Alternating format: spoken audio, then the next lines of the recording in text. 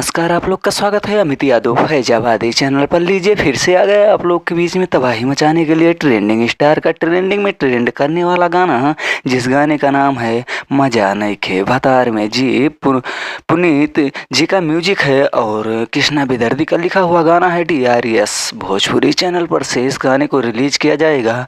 कब रिलीज किया जाएगा इस पोस्टर पे उसका टाइम नहीं दिया गया है। टाइम मिलते ही आपको ज़रूर हम अपडेट दे देंगे, आपको बता देंगे कि ये गाना कब रिलीज किया जा रहा है जी। हालांकि पोस्टर छूट गया है, लॉन्च हो गया है आप लोग के बीच में। मजा नइखे भतार में कृष्णा बेदर्दी का लिखा हुआ गाना है, बहुत बड़ा हाई लेवल का ये गाना है। तो जितने भी खेसारी फैंस हैं आप लोग रेडी रहिए इस गाने को सुनने के लिए जी। एक बहुत बड़ा रिकॉर्ड बना दीजिएगा, बहुत ही अलग टाइप का रिकॉर्ड बना दीजिएगा, क्योंकि ये गाना कुछ अलग ही होने वाला है जी। जैसे कि आप लोग जानते हैं कि भोजपुरी राइटर कृष्णा बेदर्दी जी का लिखा हुआ गाना फ्लॉप हो ही नहीं सकता है। सबसे अलग, सबसे उम्दा इनका गाना रहता है जी।